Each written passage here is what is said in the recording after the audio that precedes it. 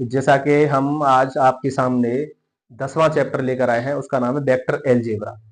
जैसे कि vector algebra सभी बच्चों को पता है कि अवकलन और समाकलन से बिल्कुल अलग है।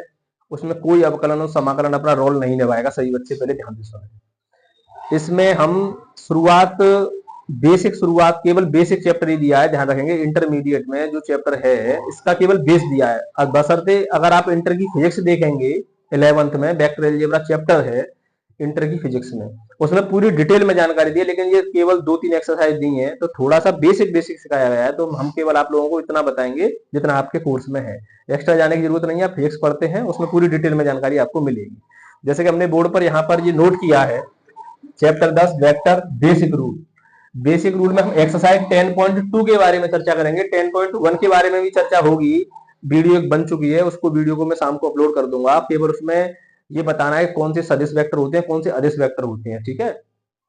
स्केलर और वेक्टर दो तरीका की होते हैं। तो पहला रूल हमारा क्या कहता है कि यदि वेक्टर एक्स, ये वेक्टर का साइन है, एक्स वेक्टर ये दिया है a i cap plus b j cap plus c k cap हो, तो उसका परिमाण जो निकालते हैं, तो परिमाण को हम याद रखेंगे, ऐसे दर्शा देते हैं, इसको मोड़ के चिन्ह में बंद करके। परिमाण बराबर क्या होता है, under root a square plus b square plus c square. आप इसको विशेष ध्यान रखेंगे।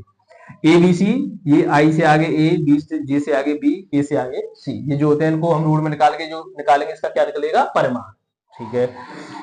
दूसरा नियम, यदि हमको एक्स वेक्टर दिया है, एक वेक्टर दिया है a i cap plus b j cap plus c k cap का यूनिट वेक्टर निकालना हो, यूनिट वेक्टर एकांक सदिश, यूनिट वेक्टर को क्या कहते हैं, एकांक। तो नाम से पहचान चल रही है, यूनिट का मतलब एक, एकांक का भी मतलब एक, यानी उस वेक्टर का परिमाण क्या होगा, एक होगा। आप विशेष ध्यान देंगे, अगर कोई भी यूनिट वेक्टर होगा उसका मतलब उसका हम परिमाण निकालेंगे इस टाइप से, उसकी वैल्यू कितनी आएगी, एक आएगी, उसे बोलते हैं यूनिट वेक्टर, जिसका परिमाण कितना होता है, एक होता है। तो यूनिट वेक्टर किस प्रकार निकालते हैं, उसको हम इस प्रकार दर्शा देते हैं कि एक्स कैप से केवल यूनिट वेक्टर को ये चिन्ह है दर्शाने का, और अगर ऐसा निशान लगा होगा तो वेक्टर का, ठीक है। तो हम यूनिट वेक्टर कैसे निकालेंगे कि कोई भी वेक्टर हमको दिया होगा उसको पूरा लिख लेंगे, और उसके परिमाण से अगर भाग दे देंगे तो उसकी वैल्यू कितनी आ जाएगी, एक आएगी, नहीं आएगी परिमाण। तो उसको ये सूत्र बना दिया कि जैसे जो वेक्टर है उसका मान ले परिमाण 10 आ रहा है हमारा, उसमें हम 10 का ही भाग देते हैं तो कितना आ जाएगा, एक आ जाएगा, नहीं आ जाएगा। इसी प्रकार जो वेक्टर होता है उसके परिमाण का ही डिवाइड कर देते हैं। तो परिमाण निकालने का फॉर्मूला हम ऊपर सीख चुके हैं, या हम फॉर्मूला ऐसे लिख सकते हैं कि एक्स कैप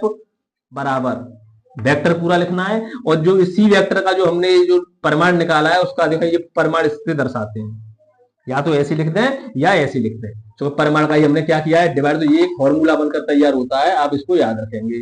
या फिर देसी बात हम बताएं आपको, केवल क्या याद रखना है कि यूनिट वेक्टर कभी भी बनवाएगा तो केवल जो वेक्टर होगा उसको पूरा लिखेंगे, और उसके परिमाण को अलग निकाल के परिमाण का क्या कर देंगे, भाग दे देंगे, तो हमारा क्या तैयार हो जाएगा, यूनिट वेक्टर। इसी प्रकार जब हमको यूनिट वेक्टर पता चल जाता है तो हम किसी भी परिमाण का वेक्टर बना सकते हैं। जैसे हमको एक यूनिट वेक्टर मिल गया, अब कोई पूछे कि ऐसा वेक्टर बनाए जिसका परिमाण 8 हो, ये भी एक क्वेश्चन है आपकी एक्सरसाइज में, तो हम उसमें पूरे वेक्टर में किसका गुणा कर देंगे, 8 का। 10 परिमाण का बनवाएगा तो पूरे वेक्टर में किसका गुणा कर देंगे, 10 का। चौको उसका परिमाण 1 था, जब हम 8 का गुणा करेंगे तो 8 एकन 8, 10 का गुणा करेंगे तो 10 एकन 10, तो वो कितने परिमाण का बन जाएगा, जितने परिमाण का पूछे उतने परिमाण का। जैसे मैंने यहां लिखा हुआ है, यूनिट वेक्टर में जिस संख्या का गुणा करेंगे वह वेक्टर उतने ही परिमाण का वेक्टर बन जाता है, ठीक है। क्योंकि यूनिट वेक्टर का परिमाण कितना होता है, एक होता है। ये बात मैंने लिख दी और आपको समझा दी भी गई है कि जो वेक्टर हमने यूनिट वेक्टर निकाल लिया उसमें हम जितनी संख्या का गुणा कर देंगे उस वेक्टर में, वो जो वेक्टर बनेगा वो उतने ही परिमाण का होगा जितने का हमने क्या किया है, गुणा किया है।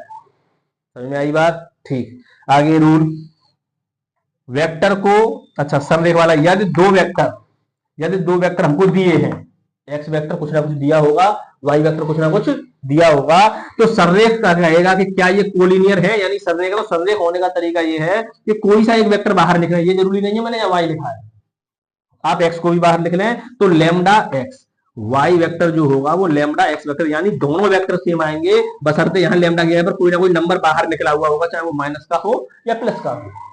कोई नंबर लैम्डा की है तो कोई हम नंबर बाहर निकाल लेंगे तो वो जो वेक्टर होगा वो इसी के बराबर होगा, ठीक है। तो वो दो वेक्टर कैसे माने जाएंगे, समरेख माने जाएंगे। रूल मैं समझा रहा हूं, ये बेसिक वीडियो है, सवाल 2 मिनट में आप करते जाएंगे, ठीक। वेक्टर को जोड़ना घटाना, बहुत ही कॉमन सी चीज है, याद रहनी चाहिए किस प्रकार वेक्टर जोड़े जाते हैं, किस प्रकार घटाए जाते हैं। तो दो वेक्टर हम जोड़ेंगे तो आई आई के साथ जुड़ेगा, जे जे के साथ जुड़ेगा, के साथ जोड़ घटाव करेंगे। घटाए तो घटाना भी है, जुड़वाए तो जोड़ना भी है। आई आई के साथ नंबर जुड़ेगा, जे जे वाले के साथ और के वाले के साथ। सवाल आएगा तो पता चल जाएगा। ये बहुत ही मेन टॉपिक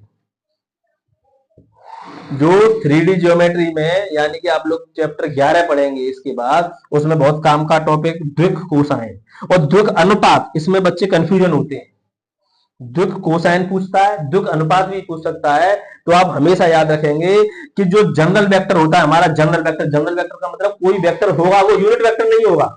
जैसे कोई वेक्टर दे दिया, वो यूनिट वेक्टर नहीं है, कैसा भी वेक्टर हो। अगर उसके आगे के जो गुणांक होते हैं एबीसी, जनरल वेक्टर, हमेशा याद रखेंगे दोनों चीज एक ही वेक्टर से आप निकाल सकते हैं। क्योंकि हम वैसे वेक्टर को, जो हमको जनरल वेक्टर दिया होगा, उसको हम यूनिट वेक्टर में चेंज कर सकते हैं। तो यूनिट वेक्टर बनाना मैंने बता दिया कैसे बनाते हैं यूनिट वेक्टर।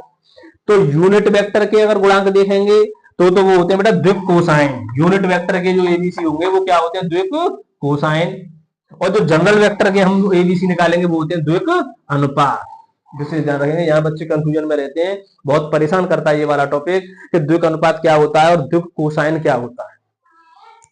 तो द्विक अनुपात क्या होता है, जो जनरल वेक्टर होगा, जैसा वेक्टर दिया होगा, उसके जो आगे के एबीसी हैं, आई से आगे, जे से आगे, के से आगे, वो द्विक अनुपात होते हैं। और वो वेक्टर हम यूनिट वेक्टर में चेंज कर सकते हैं, यूनिट वेक्टर में चेंज कर सकते हैं, क्योंकि उसके परिमाण का डिवाइड कर देंगे, यूनिट वेक्टर बन जाएगा। तो यूनिट वेक्टर के आगे के जो गुणांक होंगे आई जे के वो क्या होते हैं, द्विक कोसाइन।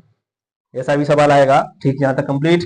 यदि ए पॉइंट x1 y1 z1 कोई पॉइंट दिए होंगे और b x2 y2 z2 ये दो दिए होंगे हमको पॉइंट ऐसे इस प्रकार, यहाँ a और यहाँ ये b, और ये पॉइंट बेटा यहाँ दिए हैं, जैसे यहाँ x1 y1 और z1, x2 y2 z2। अगर वो वेक्टर पूछे ए भी वेक्टर बनाए, ए भी वेक्टर बनाना सीखना है, क्योंकि मेन चीज समझे आप, वेक्टर के परिमाण को दर्शाते हैं। जैसे ये वेक्टर नहीं है, ये वेक्टर नहीं है, ये जो यहां ये बन के आएगा ये ए बी, ये वेक्टर होगा। और ये कैसे निकालेंगे, x2 माइनस x1 आई कैप, y2 माइनस y1 जे कैप, z2 माइनस z1 के कैप। इससे हम जब दो पॉइंट दिए होंगे, ये बहुत काम आने वाला है अगली एक्सरसाइज में भी। जैसे त्रिभुज का क्षेत्रफल पूछेगा, चतुर्भुज का क्षेत्रफल पूछेगा, समांतर चतुर्भुज का एरिया पूछेगा, तो उसमें हमको कोने दिए होंगे, लेकिन हम कोने से नहीं निकाल सकते। वेक्टर कोने वाले होंगे, लेकिन हमको वो काम नहीं करेगा, हमको पूरा वेक्टर चाहिए, यानी लाइन, पूरा परिमाण चाहिए उसका, उससे हम काम करेंगे। तो ये टॉपिक आपके सभी के समझ में आए होंगे। सभी बच्चे पहले कॉपी वीडियो को रोक के और इनको नोट कर लें, क्योंकि इनके बिना आपकी एक्सरसाइज बिल्कुल नहीं होगी। और ये जब समझ में आ गई और ये रूल आपने थोड़े से पढ़ लिए, तो जो मान के चले पूरा वेक्टर अलजेब्रा कंप्लीट होता हुआ आपको दिखाई देगा। तो ठीक है, 2 मिनट का आपको टाइम दे रहा हूं, उनको नोट करेंगे। और 10.2 की पहले क्वेश्चन की शुरुआत हम आपके सामने करेंगे, पहले इनको नोट करें। तो बेटा 10.2 का हमने पहला क्वेश्चन आपके सामने नोट किया कि निम्नलिखित सदिशों के परिमाण ज्ञात कीजिए। परिमाण निकालने, परिमाण का पहला ही फॉर्मूला हम आपके सामने लिख चुके थे कि इनके जो एबीसी हैं, जैसे हमको इसका परिमाण निकालना है, ध्यान दें, तो परिमाण का फॉर्मूला क्या होता है, ए वेक्टर का परिमाण, इससे दर्शाते हैं बराबर अंडर रूट ए स्क्वायर, यानी यहां पर क्या है, एक का स्क्वायर, प्लस जे से आगे भी एक है बेटा इसका स्क्वायर, के से आगे भी एक है इसका स्क्वायर। तो हमने देखा एक एक एक, यानी रूट में कितना आ गया, 3, यानी हमको पता चला इसका जो वेक्टर है इसका परिमाण कितना आया, √3। बहुत ही सरल, नॉर्मल कर सकते हैं, इसका परिमाण निकालेंगे। परिमाण निकालना आना चाहिए, बिना परिमाण के कुछ नहीं होगा। आगे जो सवाल होंगे, परिमाण बहुत छोटी सी चीज होगी जो हर बार सवाल में आपको परेशान करेगी। ये ध्यान से समझे, परिमाण कैसे निकालेंगे, 2 का स्क्वायर, प्लस माइनस की चिंता ना करें, बीच में प्लस लगाया करें, और जो साइन है उसको अंदर लिया करें। इसका स्क्वायर करेंगे, -3 का स्क्वायर करेंगे, हाँ भाई, 2 का स्क्वायर 4, 7 का 49। बहुत बच्चे कहते हैं माइनस कहां से लगाया, माइनस माइनस प्लस, ठीक है, प्लस 3 3 कितना हुआ लड़के जोड़ के, कोई बताएगा क्या, 62। क्लियर, चेक कर लें एक बार। 62 को बाहर निकालें तो निकाल सकते हैं, अन्यथा रूट में 62 छोड़ सकते हैं आप, ठीक है, रूट से बाहर आएगा, ठीक है। इसका परिमाण देखें, ये परिमाण आई से आगे 1/√3, 1/√3 का स्क्वायर, 1/√3 का स्क्वायर और प्लस -1/√3 का स्क्वायर, क्योंकि ये माइनस का स्क्वायर। ठीक है, 1/3, 1/3 और 1/3। 3 एलसीएम ले लेंगे लड़के, ऊपर कितना आ जाएगा, 1 2 3, 3 से 3 कट जाएगा, √1, इसको बाहर निकालेंगे तो केवल 1। ठीक है, तो पहला सवाल आपके सामने कंप्लीट होता हुआ। अब आप दूसरा सवाल देखेंगे। ठीक है, इसको नोट करें बेटा। क्वेश्चन नंबर 2 और 3 बहुत ही एक जैसे सवाल हैं। अभी इनके बारे में हमने जो डिटेल में लिखा था वो अभी आपको थोड़ा सा पता नहीं है क्या लिखा था। समान परिमाण वाले दो विभिन्न सदिश, लेकिन हमको एक बात तो पता चल रही है कि दो विभिन्न सदिश लिखने हैं, हम बहुत सारे सदिश लिख सकते हैं। अपनी ओर से उसने बोला है कि समान परिमाण वाले, यानी समान परिमाण होना चाहिए। केवल परिमाण हम निकालना जानते हैं, परिमाण एक सा होना चाहिए। तो हम कितने सदिश लिख सकते हैं, बहुत सारे सदिश हम लिख सकते हैं। इसलिए इसका उत्तर आप देख सकते हैं, बहुत सारे सदिश होगा। लेकिन उसने बोला है कि दो विभिन्न सदिश लिखे हैं, दो सदिश लिखने हैं, तो हम अपनी ओर से बना सकते हैं कि एक्स वेक्टर बना दें एक, और एक वाई वेक्टर बना दें। और ऐसे बनाने हैं दोनों के, दोनों का परिमाण एक जैसा होना चाहिए। तो परिमाण एक जैसा कैसा होगा, जैसे हमने लिख दिया 2i + 3j - 5k, इसको इधर ले लें 5i - 3j और प्लस के 2k। देखें, और हम बना सकते हैं बहुत सारे, इधर उधर नंबर ले सकते हैं, लेकिन हमने दो सदस्य लिया। अब आप इसका परिमाण निकालेंगे और इसका परिमाण निकालेंगे तो एक जैसा आएगा। कैसा आएगा, एक जैसा, क्योंकि वो आगे पीछे नंबर है, आप देख सकते हैं। ठीक है, अगला जो सवाल है, समान दिशा वाले, बहुत ही बेहतरीन प्रश्न। अंतर क्या है, अंतर क्या है, सही बच्चे ध्यान दें। कौन है, कोई बाहर है, अभी 2 मिनट रुकेगा लड़के, आराम से 2 बजे आ, घर की सरकार है। बहुत से टीचर हमारी वीडियो को देखते हैं और आप लोगों को हम बुलाकर एक्स्ट्रा क्लास में ये वीडियो बना रहे हैं, फिर भी आप लोगों को शर्म नहीं है। ठीक है, अपने माँ बाप से पूछें किस प्रकार पैसे कमाते हैं, किस प्रकार वो आपको पढ़ा रहे हैं, लेकिन आपकी बुद्धि में नहीं आने वाली है। आप उस जगह पर जाना चाहते हैं, वहां बस आनंद आ रहा होगा, यहाँ आनंद का कोई काम नहीं है। जूता बजेगा और गेट से बाहर। बहुत सारे बच्चे आते हैं, बहुत सारे जाते हैं, यहाँ कोई फर्क नहीं पड़ने वाला। सही में आई बात। तो इसलिए टाइम का विशेष ध्यान रखें, जिस टाइम पर हम बुला रहे हैं उस टाइम पर आए, पढ़ाई आप देखें। अभी तो इतना सारा माल तैयार है कि हम उसको बना नहीं पा रहे हैं, अन्यथा आप देखेंगे एक दिन जलवा होगा। ठीक है, तो अगला सवाल देखें लड़के, इसको देखें, वीडियो रिकॉर्डिंग में ध्यान से देखते रहें। कोई परेशानी आ रही हो तो उसको लड़के ब्रेक लगाकर काम करना शुरू करेंगे। सिंगानिया, समान दिशा वाले, तो समान दिशा का मतलब एक ही दिशा होनी चाहिए। अब की बार परिमाण नहीं बोला है, परिमाण नहीं बोला है कि एक सा परिमाण हो, तो कैसे ही परिमाण हो। अब दिशा की बात आप सुने, ये बताई नहीं गई थी पहले में। दिशा का मतलब या तो पॉजिटिव या नेगेटिव, यानी या तो सभी पॉजिटिव होने चाहिए या सभी नेगेटिव होने। तो हम पॉजिटिव नंबर कितने लिख सकते हैं, बहुत सारे, इसलिए एक ही दिशा में होगा। याद रखेंगे, डायरेक्शन चेंज होने से साइन बदलता है केवल। जैसे हमने एक एक्स वेक्टर लिया, वाई वेक्टर लिया, तो हम यहां पर कुछ भी लिख लें, 3i + 2j और प्लस के 5k। ठीक, यहां भी लिख लें 5i + j और प्लस के 6k। ये इसकी डायरेक्शन एक सी है, क्योंकि ये पूरे वेक्टर किस में है, प्लस में है, या पूरे माइनस में लेते। ठीक है, पॉजिटिव ये भी है, पॉजिटिव ये भी है, पॉजिटिव, लेकिन परिमाण नहीं बोला है। विभिन्न सदिश, अलग अलग सदिश बताएं, समान दिशा, केवल दिशा एक जैसी होनी चाहिए, तो हम बहुत सारे वेक्टर लिख सकते हैं। परिमाण का विशेष ध्यान रखना है, परिमाण वाले में साइन से कोई मतलब नहीं है, केवल आप लोग परिमाण एक सा होना चाहिए उनका। तो इस टाइप से हमने ये दूसरा और तीसरा सवाल आपके सामने किया, हम बहुत सारे लिख सकते हैं। ठीक है, इसको नोट करें और अगला सवाल देखेंगे, चौथा।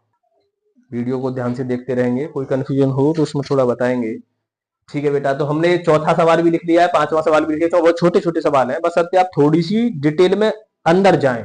हर सवाल के बारे में ये देखें ये कहका रहा है। ठीक है, जैसे एक्स और वाई के मान ज्ञात कीजिए, सदिश दो वेक्टर दिए, इसमें के कैप नहीं दिखाई दे रहा है, इसमें भी के कैप नहीं दिखाई दे रहा है, समान है, बोल दिया क्या है, समान। तो समान है तो हम दोनों को समान रखेंगे, 2i + 3j, और समान का मतलब बराबर, क्या लिखेंगे, xi + yj। के है ही नहीं है, एक्स और वाई के मान निकाल ले तो बराबर है, तो पहला पहले के बराबर, दूसरा दूसरे के बराबर। आप तुलना कर सकते हैं, आई को आई से हटा दो, एक्स बराबर कितना मिल गया, 2, वाई बराबर कितना मिल गया, 3। एक्स और वाई के ही मान पूछे थे, तो पहला क्वेश्चन बहुत ही नॉर्मल, यानी कि चौथा। पांचवा, पांचवे में आनंद आएगा, 5वें में आनंद आएगा। अब आप लोगों को एक पॉइंट मिलेगा सीखने के लिए कि एक सदिश का प्रारंभिक बिंदु यानी स्टार्टिंग पॉइंट। तो मैंने एक रूल बताया था आप लोगों को, याद होगा। अगर इसको हम ए मान लें और बी मान लें और स्टार्टिंग का पॉइंट दे रखा है, अंतिम बिंदु भी दे रखा है, नहीं दिया है 2,1 और अंतिम बिंदु -5,7। बहुत ही आनंद आ रहा है वीडियो में लगातार, ठीक है। तो बहुत सारे टीचर, बहुत सारे बच्चे छुपकर वीडियो देखते हैं, ये पहले भी हमने बताया था। वो अपना ये देखते हैं कि हमको कहना ना पड़े, पता ना चल जाए कि हमारी वीडियो देख रहे हैं, पर सीखते हैं। तो हमें इस बात में खुशी होती है कि वो सीख रहे हैं, ठीक है लड़के। तो सीखें, ज्यादा से ज्यादा बच्चों को बताएं। वो एक अलग बात है सब्सक्राइब नहीं कर रहा है कि सब्सक्राइब बढ़ ना जाए, वो कोई बात नहीं है, वो अनसब्सक्राइब भी कर दे तो भी ठीक है, लेकिन देखे। तो हमको मतलब है वीडियो देखने से, जितना ज्यादा देखेंगे। इसलिए हमने कॉपी पर वीडियो बनाना बंद कर दिया है कि उसमें चेहरा नहीं दिखता है, तो ये नहीं पता चलता कौन पढ़ा रहा है, कम से कम चेहरा तो दिख रहा है, समझ में नहीं? तो देखेगा तो दुनिया देखेगी इसको कि ये किस पर पढ़ रहा है, कि सुमित सर पर पढ़ रहा है, ठीक। लड़के सोए नहीं बेटा, ए और बी अंतिम पॉइंट, ठीक है। प्रारंभिक बिंदु दिया है, अंतिम बिंदु दिया है। इस सदिश के पहले तो सदिश बनाना है, सदिश बनाना है तो आप पता है सदिश यानी हमको ए और बी बनाना है, यानी ए बी वेक्टर सदिश, लिख दिया मैंने नाम सदिश। सदिश ए बी वेक्टर, और वेक्टर सभी बच्चे जानते हैं, बताया था ये x1 है, ये y1 है, इसमें z1 नहीं है, x2 है, y2 है, z2 होगा। तो देखते हैं, पता है ये क्यों होता है z? ये 2 डायमेंशन का मैटर है, 3 डायमेंशन का मैटर होता है, तो उसमें z हम x अक्ष, y अक्ष, z अक्ष पर काम करते हैं, ठीक है। इसी प्रकार इसमें i कैप, j कैप और k cap, i x axis, j y axis और k z एक्सिस। ये गहराई में जानकारी आपको इंटर में मिल जाएगी फिजिक्स में। अगर जो नहीं पढ़ा रहा है इंटर की वजह से आपको बेवकूफ बना रहा है, वो अलग बात है, लेकिन गहराई उसी में है। हम ये भी बता सकते हैं आई कैप कहां से आया, जे कहां से आया, के कहां से आया, ठीक है। लेकिन आपके कोर्स में थोड़ा सा ये आप कमेंट करके बताएंगे तो एक वीडियो नई तैयार होगी, ठीक है, उसमें पूरी जानकारी देंगे। ए बी वेक्टर लड़के घटाएं, -5 माइनस x2 माइनस x1 आई कैप प्लस 2 पॉइंट दिए, तो वेक्टर बनाना भी तो आप सीख रहे हैं।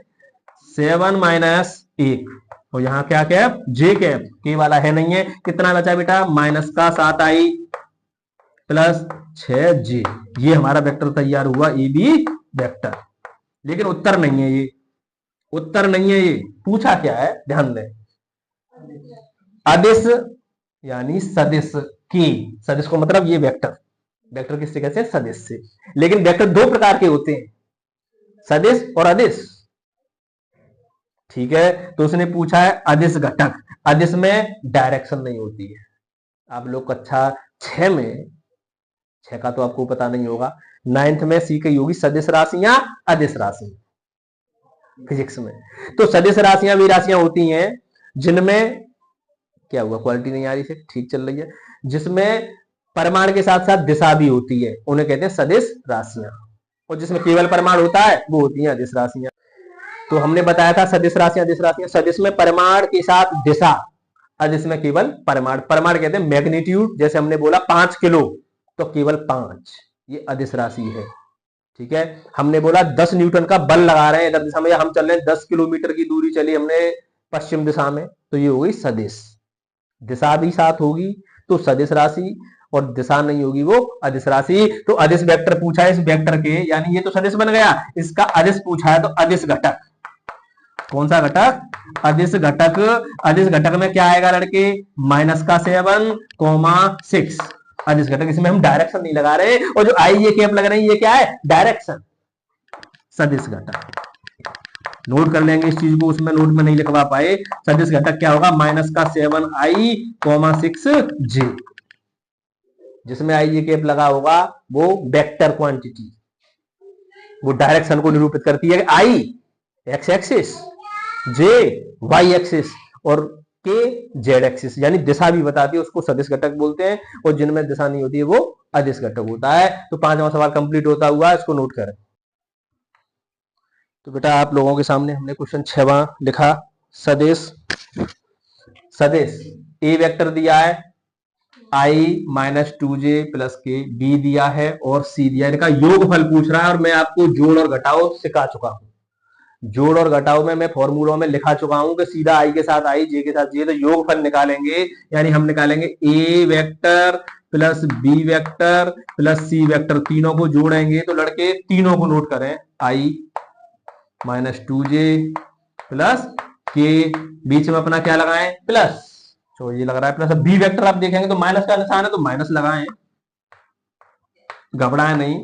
आप सोच रहे होंगे दो चिन्ह हो गए, हर बच्चा जानता है, छोटा छोटा जो एलकेजी यूकेजी में हमारे यहाँ पढ़ता है वो भी जानता है कि दो प्लस और माइनस आ जाए तो माइनस, एक जैसे साइन आ जाए माइनस माइनस तो प्लस।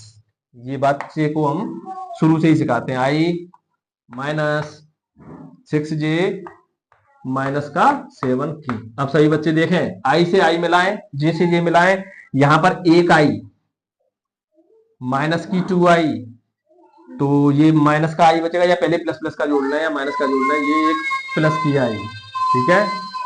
एक आई और एक आई प्लस के 2i और माइनस के 2i यानी 0i, आई का मामला फिनिश। जे माइनस के 2j और माइनस का 6j, तो बेटा माइनस का कितना हो गया 8j, 8j और 8j में से 4j चला जाएगा तो माइनस का क्या बचेगा 4j। के को कैसे मिलाएं, प्लस का एक के 5 के, 5 और एक 6, और 6 में से एक चले जाएगा तो माइनस के कितना बचेगा, ये एक के, नेगेटिव बचा, ठीक है। आई वाले जीरो को लिखें या नहीं लिखें, इसका उत्तर आएगा माइनस का 4j और माइनस का एक के, या माइनस लिखें या लिखें, ये हमारा आंसर। इन तीनों का क्या आ गया, ये जोड़, ठीक है। अगला क्वेश्चन आपके सामने बोर्ड पर लिखा हुआ है, बहुत ही अच्छा क्वेश्चन, ठीक है। किस प्रकार करेंगे, सही बच्चे समझ रहे हैं। सदिश, एक वेक्टर हमको दिया है और इसके अनुदेश मात्रक सदिश यानी यूनिट वेक्टर, क्या निकालना है, यूनिट वेक्टर। ये तो एक बेस है, ये एक आपको बहुत बेहतरीन हथियार है आपके पास कि यूनिट वेक्टर निकालना आना चाहिए। यूनिट वेक्टर नहीं सीखे आप आगे कुछ नहीं कर पाएंगे। यूनिट वेक्टर बहुत ही सरल वेक्टर होता है कि जो वेक्टर है उसमें उसके परिमाण का भाग दे देना है। पहले इसका परिमाण निकाल लें, इसका परिमाण कैसे निकलेगा, अंडर रूट 1 का स्क्वायर प्लस 1 का स्क्वायर प्लस 2 का स्क्वायर। हमने देखा इसका परिमाण कितना आया, 1 प्लस 1 और 2 दूनी 4, 4 और 2 6, परिमाण केवल क्या आया, ये का परिमाण। परिमाण जब हमारा √6 आ गया है, अब इसका यूनिट वेक्टर, यूनिट वेक्टर को किससे दर्शाते हैं, ए कैप। क्या होता है रूल, ए वेक्टर जो दिया होगा उसको लिखेंगे और ए का जो परिमाण है उसका क्या दे देंगे, भाग। तो ए वेक्टर कितना था हमारा, पूरा जैसा है जैसा, आई प्लस जे प्लस के 2 के, इसमें किसका देंगे भाग, √6। तो ये आपका आंसर है। या आप इसको अलग अलग लिख सकते हैं कि यहां पर एक होता है तो 1/√6 आई कैप प्लस 1/√6 जे कैप प्लस 2/√6 और यहां लिख जाएगा बेटा के कैप। तो ये हमारा क्या आया है, ए कैप यानी कि यूनिट वेक्टर। अगर वो ये पूछता कि इसके अनुदिश जो मात्रक सदिश है, मात्रक सदिश पूछ लिया, इसके अनुदिश ऐसा वेक्टर बनाए जिसका परिमाण 10 हो, तो जो यूनिट वेक्टर आया है इसमें हम 10 का क्या कर देंगे, गुणा, ठीक है। ऐसा सवाल जैसा कि आप लोग देखेंगे 8वां सवाल, ठीक है। 8वां सवाल को देखेंगे, पहले इसको नोट करें आप लोग। तो बेटा 8वां सवाल आपके सामने स्क्रीन पर हमने डाला, पी क्यू सदिश, पी क्यू के अनुदिश मात्रक सदिश निकालना है। पहले पी क्यू निकालेंगे वेक्टर, पी क्यू उसका यूनिट वेक्टर निकालना है। यूनिट वेक्टर अभी निकाला था इससे पहले, तो पहले पी क्यू वेक्टर निकाले। ये 2 पॉइंट दिए हैं लड़के, जैसे हमने एक लाइन बनाई, पी का पॉइंट यहां होगा, क्यू का पॉइंट यहां होगा। लड़के बोले सुधीर खान पी का पॉइंट कितना है, 1,2,3 और क्यू का पॉइंट कितना है 4,5,6 और सभी बच्चे जानते हैं x1 y1 z1 x2 y2 z2। हमको निकालना है पी क्यू। देखो लड़के सभी बच्चे ध्यान से सुनना है, इससे कुछ काम नहीं हो सकता है, उससे कुछ काम नहीं हो सकता है। हमेशा याद रखें जब एरिया वाली बात आएगी तो आपको परिमाण मतलब वेक्टर निकालना पड़ेगा। ये वेक्टर, ये वेक्टर, ये मैग्नीट्यूड कि ये कितना है वेक्टर, ये लाइन जो बनी हुई है, तो लाइन ऐसे निकालते हैं। पी क्यू वेक्टर निकल रहा है 4 - 1 आई कैप प्लस 5 माइनस 2 जे कैप प्लस 6 माइनस 3 के कैप, यानी हमेशा घटाकर आपको वेक्टर निकालना है। कितना बचा 3i प्लस 3j, देखते रहे कोई मिस्टेक नहीं हो जाए, प्लस के 3k। ये जो हमारा वेक्टर तैयार हुआ वो तैयार हुआ पी क्यू वेक्टर। ठीक, उसने बोला था पी क्यू के अनुदिश मात्रक सदिश निकालना है, यानी इसका हमको निकालना है यूनिट वेक्टर, इसका यूनिट वेक्टर निकालना है, इसका यूनिट वेक्टर। तो इसका यूनिट वेक्टर अब जैसे पी क्यू है, पी क्यू हमको परेशान करेगा बार बार, तो हमने पी क्यू जो है उसका नाम हमने मान लिया क्या, एक्स वेक्टर। नाम डाल लें, और नाम नहीं डाले तो आप पी क्यू ही समझे। जैसे एक्स वेक्टर हमने मान लिया, तो एक्स वेक्टर का मान हमारा यही तो है 3i प्लस 3j और प्लस 3k। केवल नाम बदला है मैंने और कुछ नहीं किया ऐसा, केवल पी क्यू का जो नाम था वो मैंने एक्स वेक्टर मान लिया। अब इसका हमें यूनिट वेक्टर निकालना है। यूनिट वेक्टर के लिए इसका परिमाण चाहिए। परिमाण सही बच्चे जानते हैं, परिमाण 3 का स्क्वायर प्लस 3 का स्क्वायर और प्लस 3 का स्क्वायर। 3 त्रिका 9 का 9 और 9 कितना आया 27। बाहर निकल रहा है क्या, 3 दूर 3, ये आएगा। अरे 27 के फैक्टर करें, 3 3 के 3 आएंगे, एक जोड़ा पूरा है 3, एक रूट में बचा 3। ये तो कक्षा 6 में सीखा होगा, 6 में भी नहीं सिखा रहे टीचर, 8 में भी, तो फिर वो चूतिया बना रहे हैं सभी बच्चों को, तो घटा बना सकते हैं। ठीक है, इधर के इधर देखते रहे, ये ठीक है इतना आया। अब इसका डिवाइड करना है कौन से वेक्टर में, इस वाले में कि इस वाले में, कुछ है ऊपर नहीं है, यानी इस वाले में। ये तो वेक्टर बना था एक, ठीक है, यूनिट वेक्टर, यानी एक्स कैप निकालना है लड़के। हम क्या निकालना है, एक्स कैप। एक्स वेक्टर जो है उसको पूरा लिखेंगे और एक्स वेक्टर के परिमाण का क्या दे देंगे, भाग। तो ये हमारा बन जाएगा यूनिट वेक्टर। एक्स परिमाण कितना है, एक्स का मान 3i plus 3j plus 3k। सभी बच्चों को समझ में आ रही होगी बात, अपॉन 3 रूट 3। अब 3 रूट 3 को ऐसे भी लिख सकते हैं, आई कैप जे कैप और ये के कैप। वीडियो बनाते हैं, बहुत चीज आपको नहीं मिलती है। 3 से 3 कटा, ऊपर 1 बचा, बहुत सारे बच्चे कहेंगे ऊपर कुछ नहीं बचा।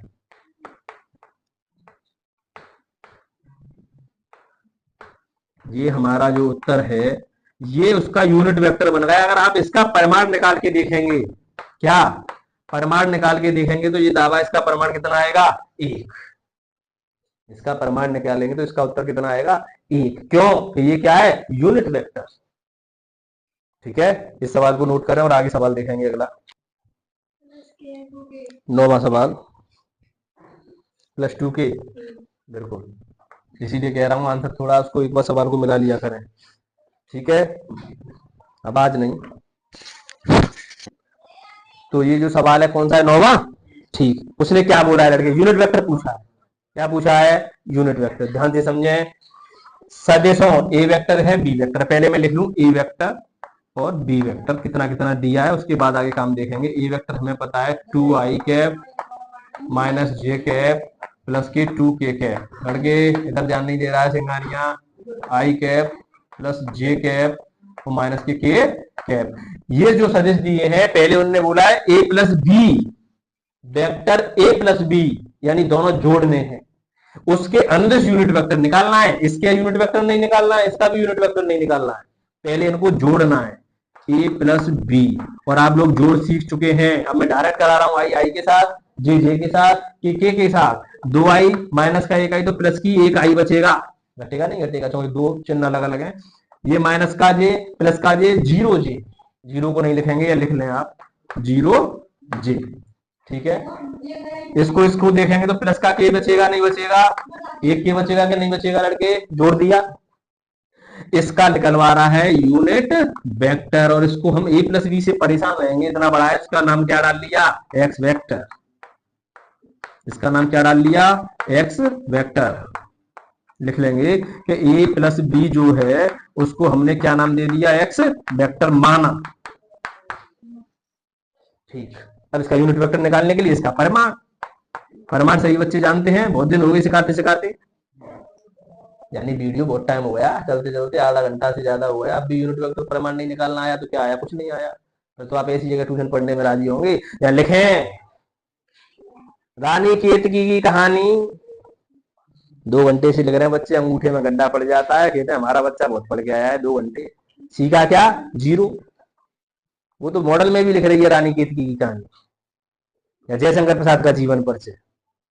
बहुत से होते हैं गाने गाने में सिखा देते हैं कि भूरी वालों की सी का तरह सी आ रहा है, उपमा अलंकार, फलाने अलंकार, ये सब फर्जीवाड़ा होता है। आप डिटेल में गहराई में सीखें, कभी भी शॉर्ट ट्रिक पर नहीं जाए।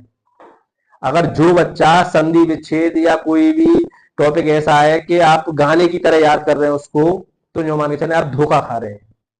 आपको गहराई से नहीं पता उपमेय क्या होता है, उपमान क्या होता है, किसका किस पर आरोप होता है, गहराई से जानेंगे तो आप कोई सा भी उदाहरण आए गलत नहीं करेंगे। लेकिन आप लोगों ने याद कर लिया कि ये ऐसे शब्द आए तो ये होता है, तो समझ लें आप फ्लॉप होंगे आगे चल के। और आजकल यही ज्यादा ड्रामा हो रहा है, बच्चे खुश हो जाते हैं शॉर्ट ट्रिक, कोई शॉर्ट ट्रिक काम नहीं करेगी लड़के आगे। ठीक है, तो गहराई से जाए। परिमाण, 1 का स्क्वायर, 0 का स्क्वायर, 1 का स्क्वायर, 1 का स्क्वायर 1, 0 का स्क्वायर 0, तो रूट कितना आया? 2। ये परिमाण है। यूनिट वेक्टर निकालने के लिए क्या करेंगे भाई? यूनिट वेक्टर, और किसका यूनिट वेक्टर? एक्स का, तो एक्स क्या जानते हैं हम? एक्स पूरा वेक्टर लेंगे और उसमें परिमाण का क्या दे देंगे? भाग। बिल्कुल, अब बार बार अब समझ में आ रहा हो, कई बार रिपीट हो रही है चीज। ये रहा वेक्टर आई कैप प्लस 0 जे कैप और प्लस के 1 के कैप बटे √2। अब बच्चे बोलेंगे ऐसे भी लिख सकते हैं क्या? बिल्कुल। 0 के नीचे लिखेंगे क्या? बिल्कुल, लेकिन उत्तर में ये दिया नहीं होगा क्योंकि उसका पूरा मान क्या हो जाता है? 0। इतना उत्तर दिया होगा, आप लोग चेक करेंगे तो ये होगा केवल। बच्चे घबरा जाते हैं, बेस तो यही है, बेस तो ये है कि ये लेना पड़ेगा, लेकिन उसमें नहीं दिया कि उसका वैल्यू पूरी क्या हो गई? 0। तो बहुत ही नॉर्मल तरीके से मैंने सवाल आपको समझाया है, तो ज्यादा से ज्यादा हमारी वीडियो को शेयर करें। फिर कह रहे हैं सब्सक्राइब नहीं करना है ना करें, लेकिन बच्चों को दिखाएं कि बच्चा कोई ऐसा तो नहीं है जिसके पास पैसा वगैरह नहीं हो, ट्यूशन नहीं पढ़ पा रहा हो और स्कूल में समझ में नहीं आ रहा हो, तो कम से कम वीडियो देखकर पास हो जाएगा। और कोई टीचर सीख रहा है तो उसके लिए और धन्यवाद, सीखें, बच्चों को सिखाएं। ठीक है, अगला सवाल देखेंगे, इसको नोट करें। ठीक है बेटा, 10वां सवाल आपके सामने है, बहुत ही नॉर्मल सवाल। ऐसी बार बार हम कई बार आपको बात बता चुके हैं कि कोई भी परिमाण का वेक्टर पूछे तो पहले उसको यूनिट वेक्टर बनाना पड़ेगा, और यूनिट वेक्टर जब बन जाएगा तो उसमें हम उतने का ही गुणा कर देंगे जितने वेक्टर का परिमाण वो मांग रहा है। तो उसने बोला है कि एक वेक्टर दिया है, इसका नाम हम मान लें क्या? X vector. कुछ नहीं दिया तो एक्स वेक्टर मान लें। 5i माइनस के जे प्लस के 2k के अनुदेश एक ऐसा सदिश ज्ञात करना है जिसका परिमाण कितना हो? 8। तो पहले यूनिट वेक्टर, इसका यूनिट वेक्टर निकालें आप। तो यूनिट वेक्टर के लिए बेटा क्या निकालते हैं? पहले परिमाण, परिमाण 5 का स्क्वायर माइनस या प्लस माइनस 1 का स्क्वायर प्लस 2 का स्क्वायर, 25, 1 एकन 1 और 2 दूनी 4, कितना हुआ ये? 30। 30 बाहर आ सकता है क्या? देख सकते हैं, 2 से करेंगे ऐसे ऐसे, देखें ये छोटे छोटे बच्चे सीखते हैं। कुछ बाहर आ रहा है क्या? कुछ बाहर आ रहा है क्या? नहीं आ रहा है, तो रूट में ही रखने दें 30। परिमाण आया, लेकिन यूनिट वेक्टर निकालना है। यूनिट वेक्टर, यूनिट वेक्टर बेटा एक्स कैप होगा, और क्या होगा? जो पहले वेक्टर जो दिया होगा उसको लिखेंगे। बेस सीख गए आप, सवाल करना के नंबर लगा देंगे तुरंत होगा, और रूट में कितना लिख दिया? 30। ये हमारा यूनिट वेक्टर। अगर परेशानी आ रही होगी तो आप इतना कर सकते हैं, इसको सभी के नीचे लिख सकते हैं, वेक्टर बन जाएगा, वो हमारा यूनिट वेक्टर होगा। लेकिन यूनिट वेक्टर का परिमाण कितना होता है? 1। इसका परिमाण कितना है? 1। लेकिन हमको चाहिए कितने परिमाण का? 8। तो 8 परिमाण का वेक्टर क्या होगा? जो यूनिट वेक्टर होगा उसमें मल्टीप्लाई कर देंगे किसका? 8 का। ये मल्टीप्लाई का निशान है, क्रॉस का आप समझे नहीं, तो वेक्टर में क्रॉस का बहुत बड़ा रोल है जो आप 10.4 में सीखेंगे। ये गुणा का निशान नहीं है, वेक्टर में ध्यान रखेंगे। जैसे 3 गुणा 2 बराबर 2 गुणा 3 हम नहीं लिख सकते हैं, ये क्या है आपका गलत। ये जो लिखा है आपने बराबर के साथ 3 दूनी 6, 3 दूनी 6, 6 तो 6 बराबर है, लेकिन वेक्टर के मामले में ये क्या रूल है, गलत। आप पढ़ेंगे 10.4 में, ठीक है। इसलिए इसमें क्रॉस बोलते हैं उसे, आप इसको क्रॉस नहीं समझेंगे, क्या गुणा, ये किसका निशान, गुणा का। तो ये एक्स कैप कितना है, ये रहा 5/√30 आई माइनस 1/√30 जे प्लस 2/√30 के, और इसमें हमने कितने का गुणा कर दिया, 8। 8 का गुणा करना सब जानते हैं, ऊपर होता है गुणा, 8 5/√आई के माइनस 8 1 8/√30 जे के 8 दूनी 16/√30 और के। ये जो यूनिट वेक्टर बना है ये वाला, ये ऐसा वेक्टर है जिसका परिमाण कितना होगा, 8। अगर आप इसका परिमाण निकाल के देखेंगे तो कितना उत्तर आएगा, 8, ठीक है। तो अब आप लोग अगला सवाल देखें, इसको नोट कर लें।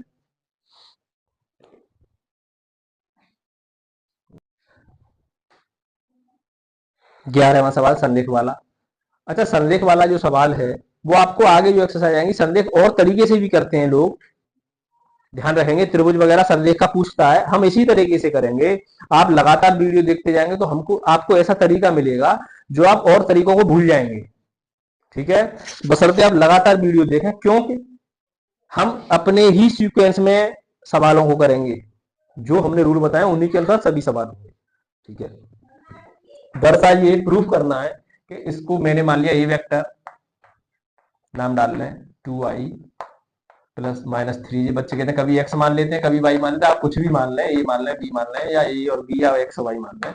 b वेक्टर कितना दिया है, -4i प्लस के 6j और -8k। उसने बोला क्या ये संलेख है, तो संलेख का रूल क्या होता था, संलेख होंगे यदि दो वेक्टर क्या होंगे, संलेख होंगे यदि कि ए जो वेक्टर होगा वो बराबर आना चाहिए लेमडा बी वेक्टर के। यही तो रूल लिखाया था, वहां एक्स वाई माने थे, आप रूल देख सकते हैं, वहां एक्स और वाई वेक्टर थे, तो एक्स बराबर लेमडा वाई या वाई बराबर लेमडा एक्स। तो आप कुछ भी माने, तो ए वेक्टर देखें यही तो है, देखें 2i माइनस के 3j प्लस के 4k बराबर लेमडा बी वेक्टर कितना है लड़के, माइनस के 4i प्लस के 6j और माइनस के 8। कोई परेशानी यहां तक, कुछ कॉमन आ रहा है क्या, कुछ कॉमन आ रहा है क्या, दिखाई नहीं दे रहा है कॉमन, कॉमन भी कक्षा 6 में सीखते हैं आप लोग। तो ये लेमडा जो लगा हुआ है, लेमडा जगह तो कुछ ना कुछ आएगा, हम लेमडा को भी रोकेंगे। इसमें से हमने निकाला -2, -2 तो ऐसा बन जाना चाहिए आगे वाला, -2 का फिर भाग देंगे तो 2i minus 3j plus 4k। अब ये देखें एक बार कि ये जो वेक्टर है ये वही वाला वेक्टर है क्या, ऐसा ही है, और लेमडा की जगह पर क्या घूम गया, -2। तो हमें पता चल गया कि जो ए वेक्टर है वो बराबर है लेमडा बी वेक्टर के। अतः दोनों वेक्टर क्या हैं, संलेख हैं। आपस में कैसे, संलेख। इस टाइप से हम सवाल करते हैं, बहुत ही बेहतरीन तरीके से मैं आपको क्लियर करा रहा हूं। आपको कोई परेशानी हो, कोई चीज समझ में नहीं आ रही है तो कमेंट बॉक्स खुला हुआ है, हमने खुला रखा है, बहुत से टीचर खुले नहीं रखते हैं कमेंट बॉक्स से, कोई उल्टी सीधी कमेंट ना करे, लेकिन कमेंट में आप कोई भी समस्या हो उसको पूछ सकते हैं, ठीक है। ये तो हमने अभी हल्के हाथ से का आपको बता रहे हैं हल्के तरीके से, लेकिन जब गहराई से आप लोग वेक्टर में पढ़ेंगे तो आप एक एक अक्षर सीखेंगे, आई कहाँ से बना, जे कहाँ से बना, ठीक है। लेकिन आपके कोर्स में थोड़ा सा पॉइंट है जो 10-12 नंबर का चैप्टर में पूछा जाता है पेपर में, बोर्ड परीक्षा में, तो 10-12 नंबर आप आसानी से ला सकते हैं, ठीक है। अगला सवाल देखेंगे, इसको नोट कर लें। दिक कोसाइन, ठीक, सदिश 12वां सवाल है। दिक कोसाइन मैंने आपको रूल में लिखाया था, दिक अनुपात जनरल वेक्टर होगा, जैसा वेक्टर होगा उसके जो आगे वाले एबीसी होंगे वो द्विक अनुपात होते हैं। आप इधर उधर नहीं भटके, बहुत ही सरल मेथड बता रहा हूं आपको। और यूनिट वेक्टर के आगे जो एबीसी होते हैं वो द्विक कोसाइन होते हैं। तो द्विक कोसाइन पूछा तो पहले इसका यूनिट वेक्टर बना ले। क्या बना ले? Unit vector. तो हमने मान लिया एक्स वेक्टर मान लिया, ये नाम डाल दिया आई कैप प्लस 2j। अगर वो पूछता द्विक अनुपात बताएं, द्विक अनुपात, तो ये उत्तर होता 1 2 3 द्विक अनुपात। लेकिन उसने पूछा द्विक कोसाइन, तो द्विक कोसाइन के लिए बेटा रूल क्या कहता है, पहले इसका यूनिट वेक्टर बनाए। क्या बनाए? Unit vector. और यूनिट वेक्टर बनाने के लिए पहले हमको परिमाण चाहिए। क्या चाहिए? परिमाण। परिमाण कितना आएगा लड़के? 1 का स्क्वायर, 2 का स्क्वायर और 3 का स्क्वायर। कितना आया लड़के? 1 प्लस 2 दूनी 4, 3 दूनी 9 और 1 10 और 4 14। ये हमारा परिमाण आया। यूनिट वेक्टर सभी बच्चे जानते हैं। यूनिट वेक्टर क्या होगा? इस वाले पूरे वेक्टर में, इस वाले पूरे वेक्टर में किसका डिवाइड कर देंगे? परिमाण का। और परिमाण कितना था? रूट 14। यानी हमारा ये उत्तर आया। यानी यूनिट वेक्टर बना के वाला भी उत्तर नहीं है। क्या बना ये? Unit vector. क्या बना बेटा? Unit vector. यूनिट वेक्टर ये बन चुका है। ये क्या बन चुका है? Unit vector. अब इसके जो एबीसी हैं वो द्विक कोसाइन है। द्विक कोसाइन। द्विक कोसाइन क्या होंगे? 1/√14 कॉमा 2/√14 कॉमा 3/√14। ये हमारे क्या आएंगे? द्विक कोसाइन। द्विक अनुपात पूछता, डायरेक्ट जनरल वेक्टर के जो एबीसी होंगे द्विक अनुपात। द्विक कोसाइन पूछेगा, यूनिट वेक्टर का मैटर। ठीक है, सभी बच्चे नोट करें। अगला सवाल देखेंगे। 13वां सवाल आपके सामने बोर्ड पर। बिंदुओं, 2 पॉइंट है, पहले मिलाने वाले ए बी की तरफ दृष्टि सदिश, यानी पहले हमको वेक्टर बनाना पड़ेगा। वेक्टर बनाना आप लोग जानते हैं, वो बाद की बात है क्या करवा रहा है। जैसे ये पॉइंट लड़के सभी बच्चे बताएंगे, ए पॉइंट बेटा, ए के पॉइंट और यहाँ बी के पॉइंट। ए के पॉइंट कितने दिए हैं? 1 2 -3। और इसके कितने दिए बेटा? -1 -2 और 1। अच्छा, इसका वेक्टर बना सकते हैं हम। पहले उसने बोला था एक बी की तरफ, ऐसे। अगर ये बोलता बी से ए की तरफ, ध्यान दें उसने इसलिए बोला है, इसमें एक पॉइंट आएगा। तो ठीक है, चालू। ठीक है, तो बेटा इसमें जो बाधा आई वीडियो में, एयरटेल कंपनी का फोन आया था और जो है फ्लाइट मोड पर लगाना भूल गए, इसलिए वो थोड़ी डिस्टर्ब हुआ। इसको जोड़ना पड़ेगा भाग को। ठीक है, आप लोग इसको समझें। बिंदुओं ए दिया है, बी दिया है, पॉइंट दिए हैं। ठीक है, तो ए बी की तरफ, ए से बी की तरफ पॉइंट बता रहे ना आपको, जो कोई नहीं बताया। बी से ए की तरफ भी होता तो उल्टा घटा दे। ए से बी की तरफ करवा रहा है वेक्टर, तो बी में से, और बी से ए की तरफ करवाता तो ए में से बी। नहीं आया समझ में पॉइंट? इस प्रकार करते हैं। ठीक है, तो ए भी वेक्टर बनवा रहा है, x1 y1 z1 x2 y2 z2। लड़के घटा है उल्टा, -1 -1 आई कैप प्लस, इसमें हम रिकॉर्डिंग कर रहे हैं, थोड़ी आवाज़ थोड़ी डिस्टर्ब हो गई थी। ठीक है, -2 जे कैप प्लस 1 + 3 के कैप। तो -2 आई कैप -4 जे कैप प्लस के 4 के कैप। तो ये बेटा आपके सामने जो वेक्टर तैयार हुआ है ये ए बी वेक्टर हो गया। ठीक है, इसका हम नाम रख सकते हैं एक्स वेक्टर मान लें। लेकिन इसमें जो द्विक कोसाइन पूछा गया है, तो द्विक कोसाइन जो है वो यूनिट वेक्टर निकाल के जो हमारे ए बी सी होंगे वो हमारे द्विक कोसाइन होंगे। ठीक है, हमने इसका नाम डाल लिया एक्स वेक्टर बराबर -2 आई कैप -4 जे कैप प्लस 4 के कैप।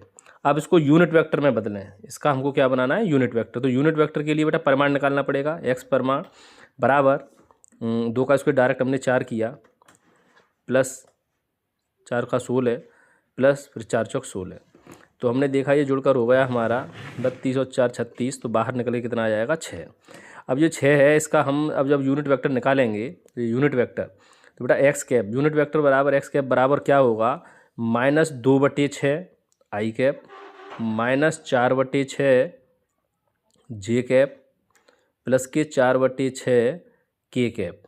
ठीक है, इसको छोटा करें, काट लें इनको। तो ये हमारा हो जाएगा 2 से, ये इतनी बार आपने काटना जान गए, 2 से 3, और ये 2 से 2 बार, 2 से 3 बार। ठीक है, तो यहाँ जो बचेगा माइनस का 1/3 बचेगा। ठीक है बेटा, ये 2 लिख गया है, माइनस का 1 करें। ठीक है, -1/3 i माइनस के 2/3 j और प्लस का 2/3 k कैप। तो अब ये जो हमारा वेक्टर तैयार हुआ, तो ये हमारा यूनिट वेक्टर तैयार हुआ। ठीक है, एक्स कैप बराबर ये तैयार हो गया। हमको दिक् कोसाइन निकालने हैं, तो दिक् जो कोसाइन होते हैं वो यूनिट वेक्टर के जो ABC होते हैं, जो I से आगे है वो A, J से आगे है वो B और C से आगे, तो हमारा -1/3 -2/3 और 2/3 ये हमारे क्या हो गए, दिक् कोसाइन। ठीक है, तो आपकी समझ में आ गई होगी दिक् कोसाइन क्या होते हैं। बस इतना ही काम है इसका। ठीक है,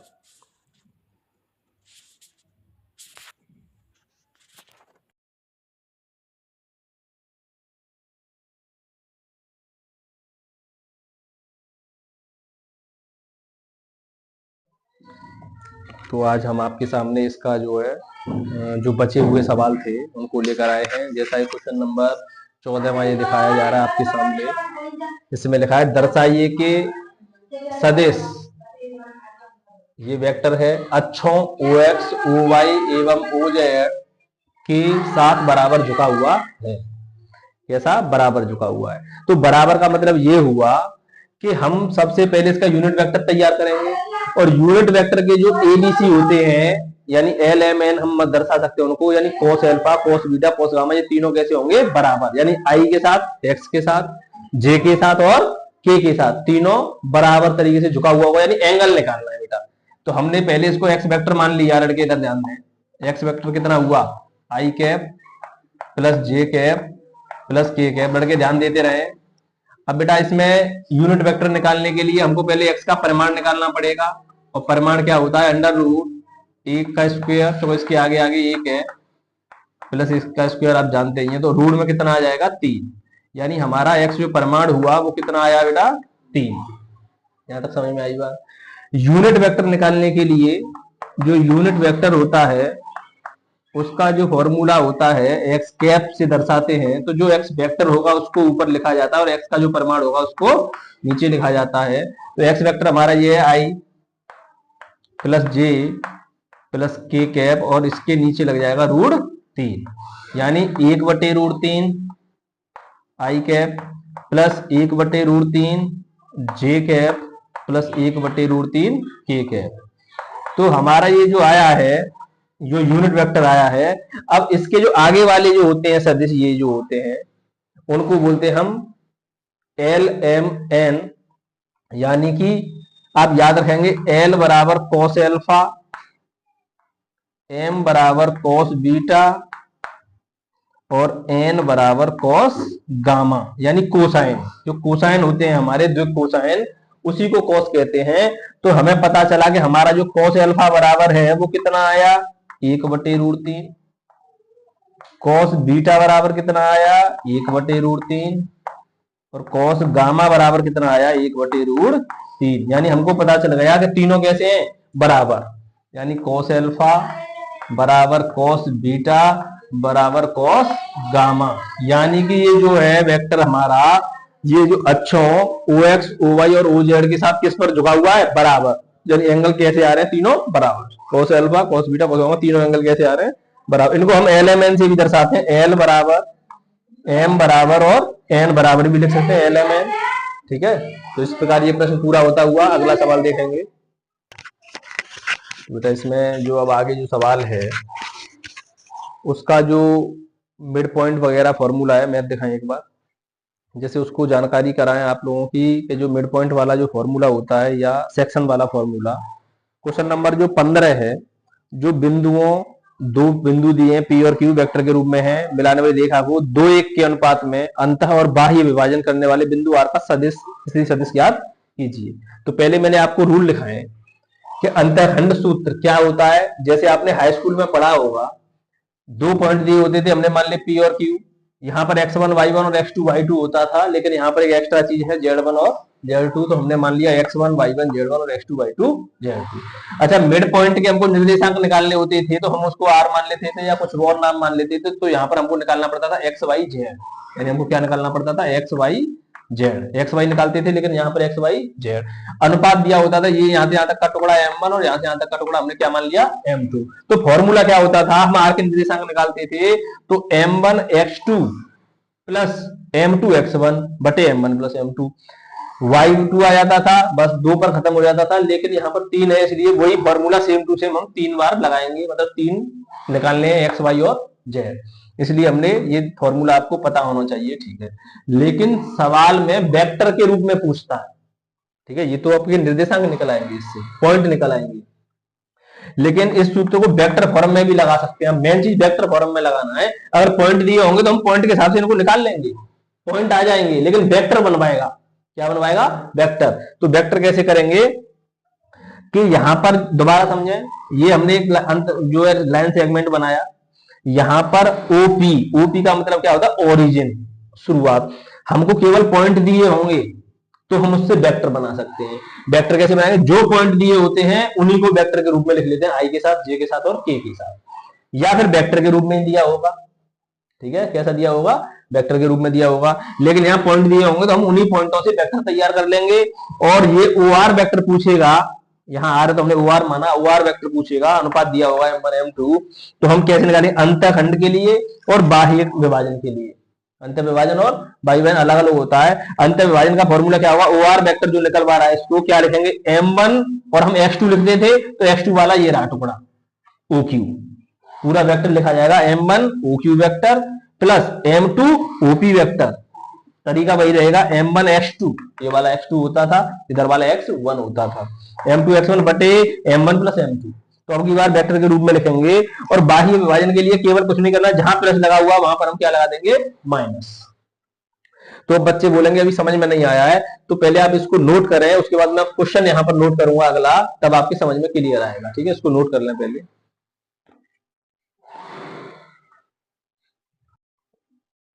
बेटा ये सवाल जो है बोर्ड पर आप देख रहे होंगे, 15वां सवाल है एनसीईआरटी का, हम लेकर आए हैं अपने जो फॉर्मूला मैंने अभी लिखाया था उसके आधार पर हम इसको सवाल को करेंगे।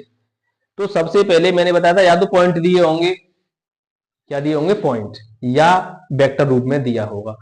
तो हमने एक लाइन खींची पहले, लाइन सेगमेंट, देखते हैं क्या करवाएगा, और नाम पॉइंट दिए हैं क्या, पी और क्यू, ठीक है, पी दिया है यहां पर और क्यू दिया है, लेकिन अब की बार ये पॉइंट नहीं है, दोबारा ध्यान दें बेटा, अगर यहां पर वेक्टर के रूप में है तो ये हमारा ओपी होगा और ये हमारा ओक्यू होगा, ठीक है, ध्यान रखेंगे, ओपी वेक्टर हमें दिया है और ओक्यू वेक्टर हमें दिया है, पॉइंट नहीं है ये, हमको पॉइंट निकालना पड़ता है। तो हमें पता चला है ओपी जो वेक्टर है वो दिया है हमें i cap plus 2j cap plus minus k cap, और ओ क्यू वेक्टर कितना दिया है, ओ क्यू हमको दिया है minus i cap plus j cap और प्लस के कैप। अच्छा, रेशियो और दिया होगा m1 m2, तो हमने को दिया है m1 की वैल्यू दी है 2 और m2 की वैल्यू दी है 1, इसके रेशियो में हमको दिया है, और हमको आर सदिश निकालना है, यानी ओ आर वेक्टर निकालना है। सीधा सीधा फॉर्मूला वेक्टर वाला लगेगा, क्योंकि पॉइंट नहीं दिया है, पॉइंट दिया होता, पॉइंट में आंसर पूछता तो पॉइंट में ही आंसर आता डायरेक्ट, जो मैंने सबसे पहले लिखाया था 3 जो आ रहे थे m1 x2 प्लस वाला डायरेक्ट। अगर पॉइंट दिया होता, वेक्टर में पूछता तो पहले पॉइंट से हमको वेक्टर बनाना पड़ता, तब हम इसमें मान लगाते। तो हमको पता चला फॉर्मूला होता है ओ आर वेक्टर का, क्या होता है, अभी मैंने लिखवाया था m1 x2 यानी m1 OQ, m1 OQ vector plus m2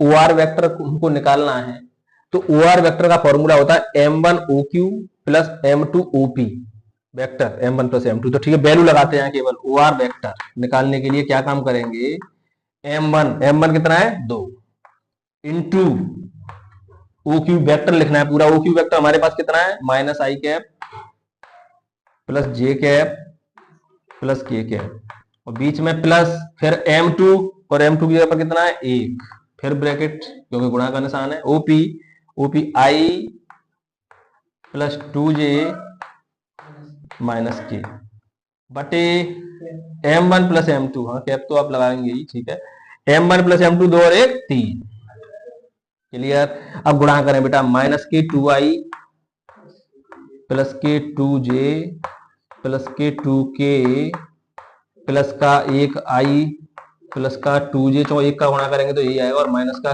k upon 3।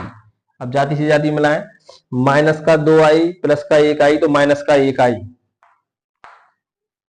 2j और 2j प्लस के 4j माइनस के प्लस 2 के तो प्लस का 1 के और बटे कितना चल रहा है 3।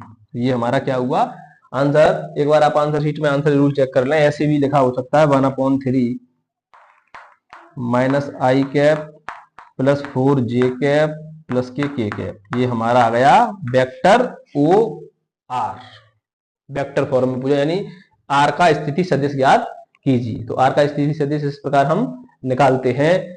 और अंत में पूछा है अभी बाहरी विभाजन वाले भी पूछा है, ठीक है। तो बाहरी विभाजन वाले में आप लोग सभी बच्चे जानते हैं जहां पर प्लस लगा हुआ है वहां पर हम क्या लगाएंगे माइनस। तो इसको मैं मिटा के यहां बाह्य विभाजन वाला करूंगा, ठीक है। इसको पहले नोट कर लें आप लोग। तो बेटा बाह्य विभाजन के लिए पहला आंसर आपको अंत विभाजन वाला मिल गया, वो 3 है, सबके नीचे लिख दिया। बाह्य विभाजन वाला यहां पर प्लस है तो मैं क्या लगा दूं माइनस, यहां भी प्लस है तो क्या लगा दूं माइनस। बहुत ही आसान आप करें डायरेक्ट। m1 2 बाह्य विभाजन के लिए लिख लेंगे, ठीक है। 2 ओ क्यू वेक्टर माइनस आई प्लस जे प्लस के, सही बच्चे ध्यान दें बेटा। माइनस m2 1 ओपी आई प्लस 2j और माइनस का k।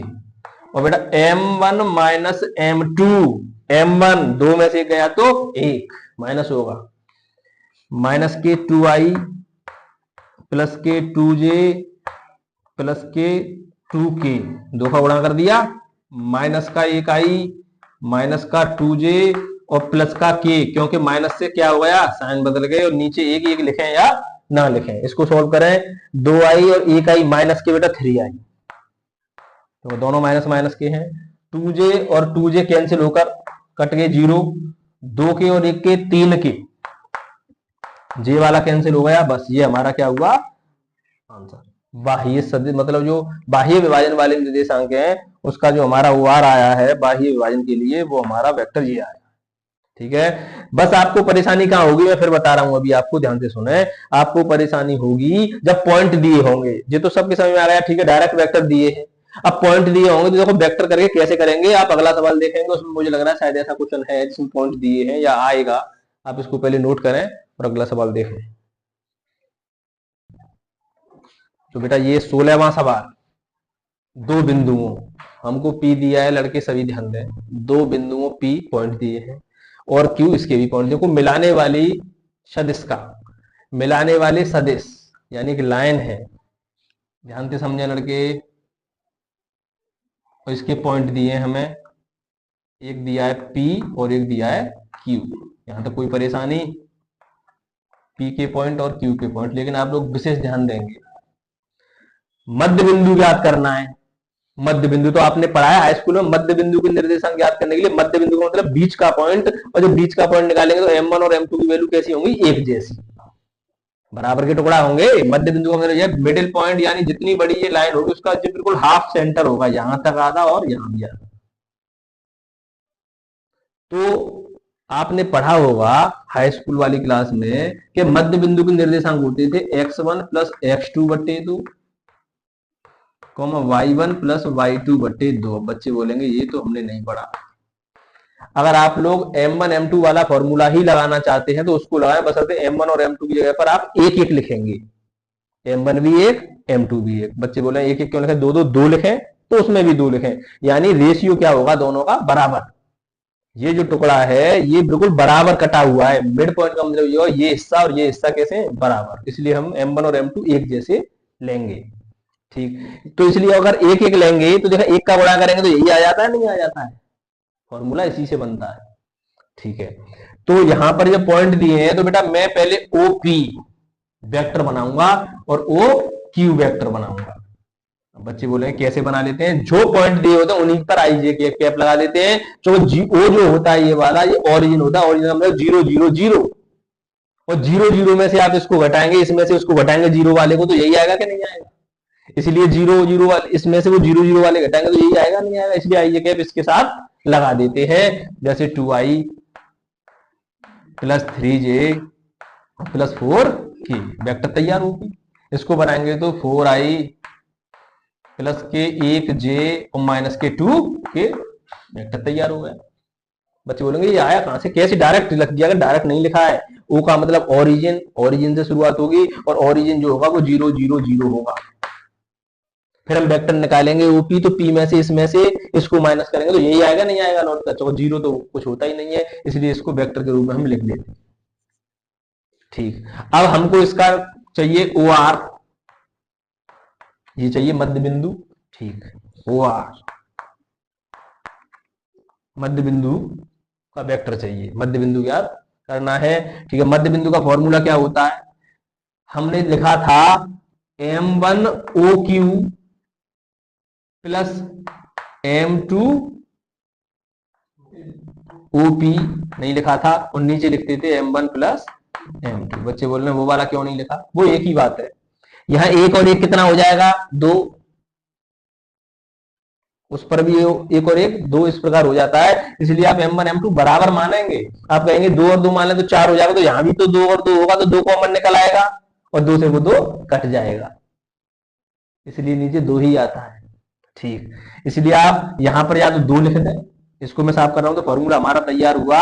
और m1 को भी हटा सकते हैं क्योंकि 1, इसको भी हटा सकते हैं क्योंकि 1, और यहां पर कितना बचेगा? 2। इस प्रकार ये सवाल होगा। वैल्यू लगाएं, O Q vector 4i plus j minus k 2 के, बीच में plus 2i plus 3j plus 4k, और अपॉन 2 कहां से आया इस बात का विशेष ध्यान रखेंगे। डायरेक्ट बच्चे याद कर लेते हैं 2 होता है, ऐसा नहीं होता कि 2 होता है। हम अनुपात में 1 1 माने या 2 2 माने तो नीचे वो ऑटोमेटिक वो आ जाती है संख्या, इसलिए तो m1 m2 रेशियो कुछ ना कुछ तो होगा, बराबर है तो बराबर होगा। 4i और 2i 6i, 1j 3j 4j minus 2k plus के, तो प्लस के 2k बचे और अपॉन 2, 2 से पूरे में डिवाइड कर देंगे तो कितना बचेगा? 3i प्लस के 2j और प्लस के k। अब एक बार आंसर मिला है, ये हमारा ओ आर यानी मध्य बिंदु का वेक्टर आया है, मध्य बिंदु सदिश, मध्य बिंदु सदिश का जो मध्य बिंदु हमने वेक्टर निकाला। तो इस प्रकार हम इन सवाल को आसानी से कर सकते हैं, बशर्ते आप लोगों को ये ध्यान रखना है कि क्या पूछा है। मध्य बिंदु बेशक उसने पूछा है, मध्य बिंदु कोई फॉर्मूला नया नहीं होता है। आप इसको m1 को 1 और m2 को 1 1 मान लें और इसी वाले फॉर्मूले में लगाएं, जैसे कि मैं यहां लिख रहा था, ये m1 इस वाले में लगाएं।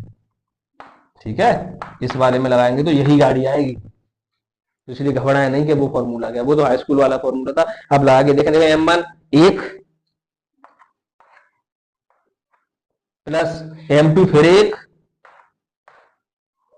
m1 प्लस m2 2, नीचे 2 आया, इसका गुणा करेंगे तो यही लाइन, इसका गुणा करेंगे यही लाइन, दोनों नीचे 2 होता है। तो उस प्रकार चिंता ना करेंगे, फॉर्मूला चेंज हुआ, फॉर्मूला वही होता है।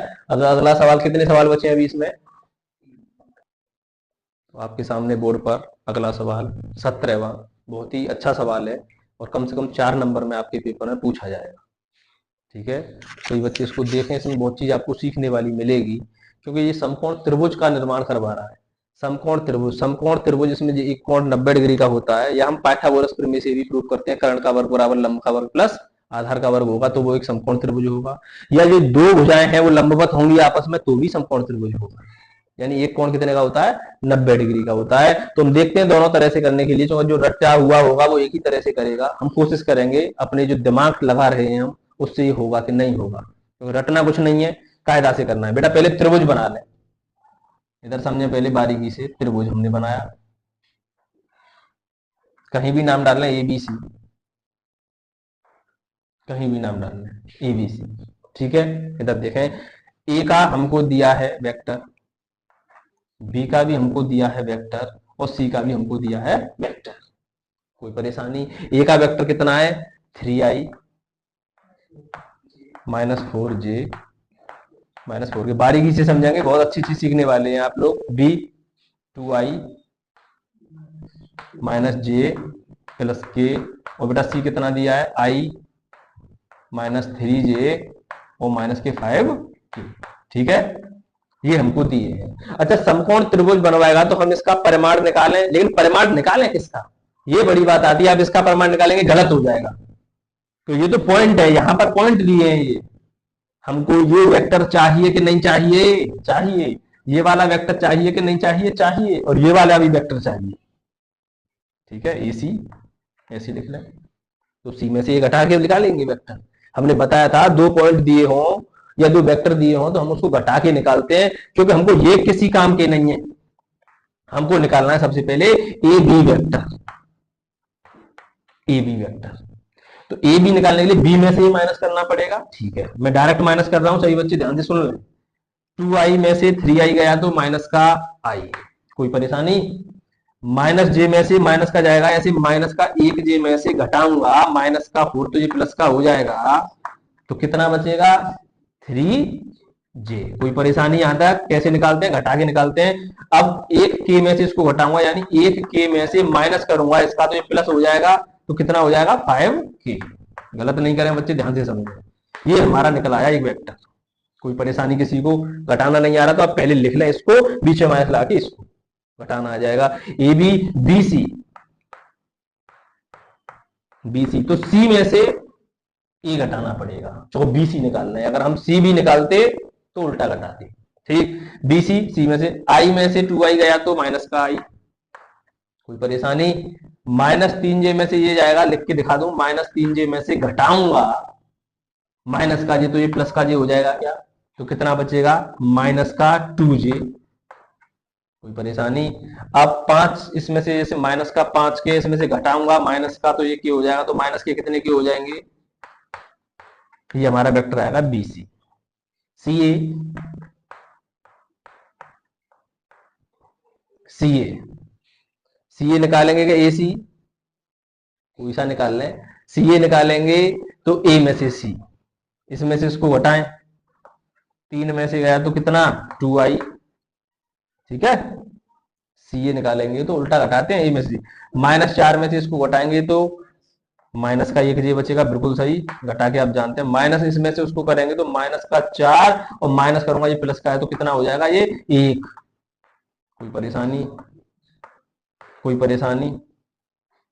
ठीक, हमने ये निकाले। अब असली वेक्टर निकल आए। अब इनके परिमाण निकालने, प्रूफ कराने के दो तरीके बताऊंगा। एक तो इनको लंबवत देखेंगे ये है कि नहीं। ठीक, अच्छा, इनके परिमाण निकालेंगे आप। पहले ए बी का परिमाण, ए बी का परिमाण, परिमाण सही बच्चे जानते हैं, परिमाण निकलता है under root a square plus b square plus c square. इसका स्क्वायर 1 प्लस 3 त्रिका 9 पचम 25, 25 और ये कितना हो गया? 34 और 1 35। क्लियर? ठीक, अब हम निकालेंगे बीसी का परिमाण लड़के। बीसी का परिमाण कैसे निकलेगा? अंडर रूट 1 प्लस 2 दूनी 4 और 6 36। कितना हो गया? बीसी। सी ए का परिमाण बता दें बेटा जल्दी। सी ए का परिमाण कितना है? 2 दूनी 4, 1 एकन 1 और 1 एकन 1, ये कितना आया है? ठीक, तो हम एक रूल जानते हैं कि जो बड़ा वाला होगा, बड़ा वाला कर्ण का वर्ग,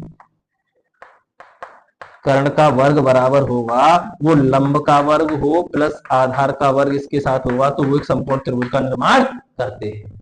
कर्ण कितना था? √41 बीसी, लेकिन ये नहीं पता है कि ये बड़ा है कि ये छोटा है। ठीक है, जैसे निकला है जैसे, लेकिन बड़ी भुजा का वर्ग, बड़ी भुजा कौन सी है? √41।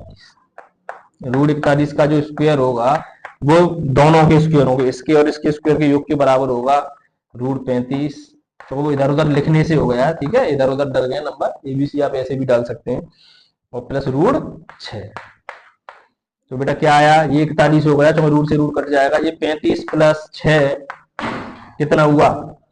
तो 41 बराबर 41। तो हम कह सकते हैं कि ये जो हैं हमारे जो शीर्ष हैं ये वाले, ये एक समकोण त्रिभुज का निर्माण करते हैं।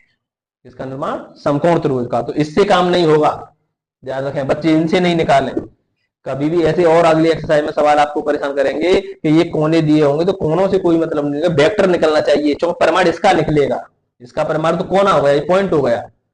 वेक्टर का परिमाण चाहिए तो वेक्टर इससे बनेगा, पॉइंटों से वेक्टर हम बनाना जानते हैं। तो वेक्टर बनाना, उससे उसका परिमाण निकालना है। तो इस प्रकार हम इस प्रश्न को पूरा करते हैं। ठीक है, इसको नोट करें और आगे देखेंगे। और आप दूसरे तरीके से भी करके देखें।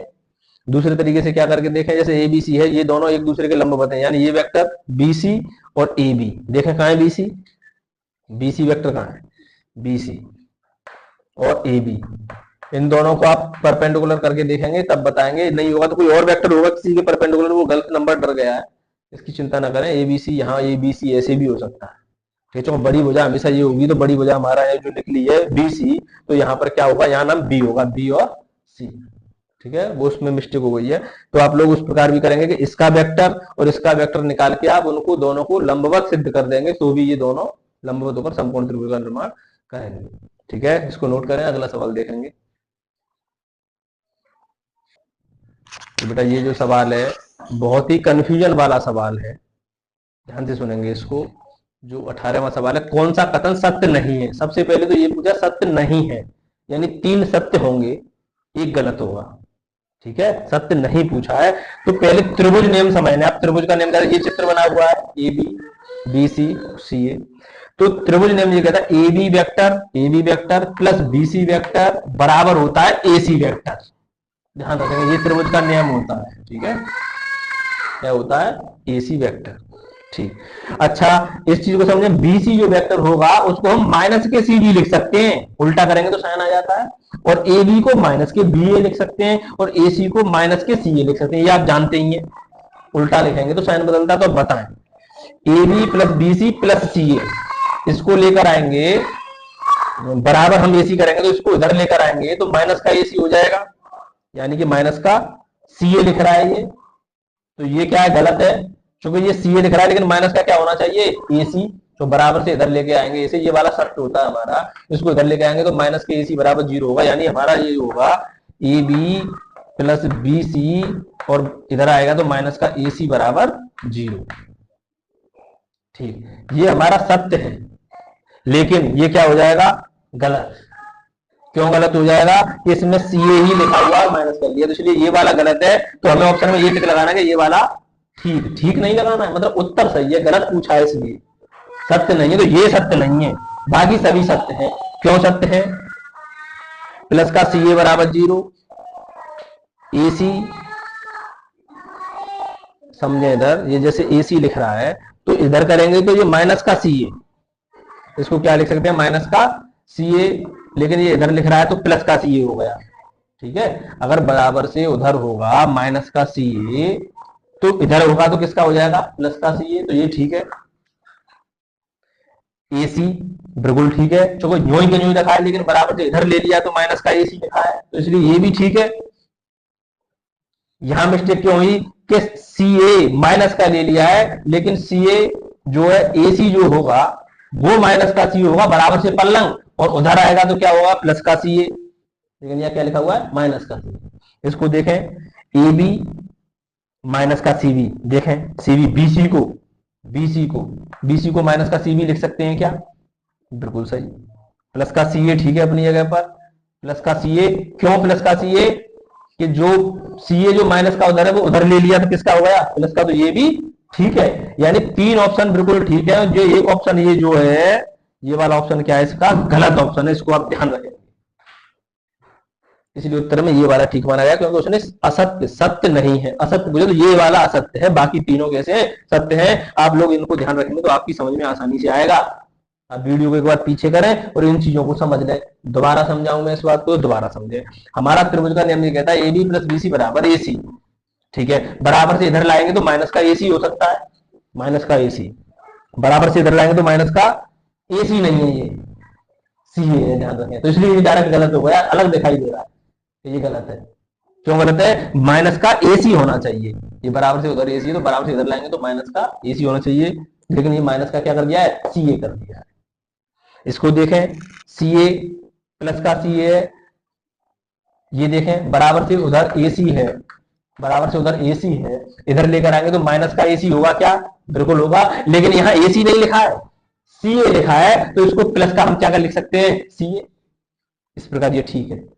इसी प्रकार ये वाले जो ऑप्शन है मैंने समझा नहीं, इस प्रकार आपको करने हैं, जो कि कोई अभी आपको नहीं समझाएगा इन चीजों को, डायरेक्ट कह दें आंसर देख लें क्या है, वो ठीक हो जाता है, ठीक है। अगला सवाल देखेंगे, लास्ट सवाल है इसका, इसको नोट करें। तो बेटा लास्ट सवाल इस वीडियो का, ये जो ऑप्शनल क्वेश्चन है ये बहुत परेशान करते हैं बच्चों को, डायरेक्ट बच्चे रट लेते हैं, ठीक है, तो हमारे यहाँ कोई ऐसा काम नहीं है रटवाने का। इससे पहले आपको जो सवाल बताया वो बारीकी से समझाया गया है त्रिभुज के नियम से किस प्रकार वो वेक्टर इसके बराबर होता है। ठीक है, तो ये वाला जो प्रश्न है ये भी थोड़ा कंफ्यूजन वाला है, लेकिन संरेख का रूल हमने आपको समझाया था। दो वेक्टर ए और बी संरेख होंगे, इसमें पूछा गया है, समझे पहले, यदि ए और बी दो वेक्टर हैं, संरेख सदिश हैं, संरेख बोला है, संरेख है, तो हमारा नियम क्या कहता था, हम जानते थे ए वेक्टर बराबर होता था लैम्डा बी वेक्टर। संरेख के लिए हमने ये लिखाया था। ठीक है, देखो कौन सा कथन सही नहीं है, यानी गलत बताना, तो ये वाला तो ठीक होगा, तो बी बराबर लैम्डा है, ये तो ठीक है, चलो चाहे इसको इधर ले लें चाहे इसको इधर ले लें। ए बराबर प्लस माइनस बी, ये भी ठीक होगा, क्योंकि प्लस माइनस कुछ भी हो सकता है आगे, लैम्डा की कोई नंबर ही आता था प्लस माइनस, उसी प्रकार ये भी ठीक होगा। ठीक, ए और बी के क्रमागत घटक, जो क्रमागत घटक है लगातार, वो समानुपाती नहीं होते, नहीं है, हाँ ये गलत लग रहा है, क्योंकि घटक भी समानुपाती होते हैं। दोनों, इसको देख लें, इससे पता चल जाएगा, दोनों सदिशों ए वेक्टर बी वेक्टर की दिशा समान, ठीक है, डायरेक्शन बिल्कुल समान, परंतु परिमाण विभिन्न है, परंतु परिमाण अलग अलग है, दिशा समान है लेकिन परिमाण अलग है, तो ये भी हमारा क्या है, ठीक है। तो इसमें क्या पूछा है, कौन सा कथन सही नहीं है, यानी गलत कथन कौन सा होगा हमारा, ए और बी के क्रमागत घटक समानुपाती नहीं है, ये वाला क्या है ऑप्शन गलत है, यानी ये वाला सही नहीं है, क्योंकि क्रमागत घटक समानुपाती होते हैं, इसीलिए तो वो बराबर आ जाते हैं। भाई उसने बोला समानुपाती नहीं है, समानुपाती होगा तभी तो ये लगा हुआ है, ये लैम्डा का मान क्या है, इसका मतलब ये हुआ ये समानुपाती भी, पॉइंट समझे बच्चे, कह रहे होंगे ये क्या मतलब रहा समानुपाती का, ये समानुपाती भी होता है, इसका मतलब ये तो हुआ एक ही घटक समानुपाती होंगे, किसके घटक के, बी के घटक के, यानी जो बी वेक्टर है उसके जो घटक होंगे वो एक ही किसके होंगे, समानुपाती, और समानुपाती का निशान हटाते हैं तो हम बराबर का निशान लगा के कोई कांस्टेंट जोड़ दिया, कांस्टेंट क्या जोड़ दिया, लैम्डा, तो ये और ये क्या बात हुई, एक ही बात हुई, इसलिए उसने बोला है घटक समानुपाती नहीं है, ये वाली बात क्या है, गलत है। घटक कैसे होते हैं, समानुपाती, तभी तो हम इसको बराबर रख के लैम्डा जोड़ दिया है। यहाँ आपने सीखा होगा एफ समानुपाती I L B sine theta, inter में या 11 में या 10 में फिजिक्स में सीखा होगा एफ समानुपाती आई एल बी, लेकिन वहां पर बच्चे पढ़ते हैं एफ बराबर, तो हम बराबर का निशान समानुपाती कांस्टेंट जोड़ देते हैं के और I L B sine theta, यानी बराबर का निशान लगा लेंगे, हमको कोई कांस्टेंट जोड़ना पड़ता है, इसलिए हमने यहाँ पर क्या कांस्टेंट जोड़ा है, लैम्डा। तो ये वाली बात हमारी तीनों सही है। ठीक है, तो ये वाली घटक समानुपाती नहीं बोला, इसलिए ये वाला गलत है ऑप्शन। ठीक है, इसका ये वाला आंसर होगा, आप पीछे देख सकते हैं। तो बारीकी से मैंने आपको ये समझाने की कोशिश की है किस प्रकार हम सवालों को करते हैं। तो ये वाली एक्सरसाइज कंप्लीट, और ज्यादा से ज्यादा बच्चों को बताएं, वीडियो थोड़ी बड़ी हो गई है, इसलिए बच्चे सोचेंगे कि 2 घंटे की 1.5 घंटे की वीडियो में केवल एक एक्सरसाइज कंप्लीट हुई है, उसमें बारीकी से मैंने समझाने का प्रयास किया, डायरेक्ट सवाल नहीं किए, एक तरीके से जैसे कोचिंग कराते हैं बच्चों, इस प्रकार से मैंने समझाने को, अगर डायरेक्ट सवाल करने होते तो पूरी एक्सरसाइज केवल 20-25 मिनट की थी, अगर सवाल ही करना होता तो 10-15 मिनट पूरी एक्सरसाइज के सवाल करके खत्म कर देते, लेकिन हमने आपको समझाने की कोशिश की है, इसलिए इसमें थोड़ा समय लगा है। इस वीडियो को ध्यान से शुरू से देखेंगे, आपकी एक एक चीज समझ में आएगी। फिर भी कोई परेशानी हो तो हमें कमेंट में बताएं कि आपको क्या परेशानी आई किसी भी टॉपिक में, क्योंकि थोड़ी सी गलती लिखने करने में मिस्टेक हो जाती है, तो इस प्रकार थोड़ा सा कोई अगर आपको गड़बड़ दिखाई दे रहा हो तो आप हमको कमेंट में बताएं कि यहाँ पर थोड़ी मिस्टेक हुई, उसको हम सही करने की कोशिश करेंगे। तो आज का काम इतना ही, और अगली वीडियो के लिए तैयार रहे, क्योंकि अगला जो 10.3 आएगी उसमें भी बहुत चीजें आपको सीखने के लिए मिलेंगी, और पेपर में उसमें से बहुत सारा क्वेश्चन पूछा जाता है। ठीक है, तो वीडियो को ज्यादा से ज्यादा शेयर करें बच्चों को, चैनल भी सब्सक्राइब कराएं, और बताएं कि इस चैनल पर पढ़ें, और अच्छी अच्छी वीडियो आपको मिलती रहेंगी। धन्यवाद।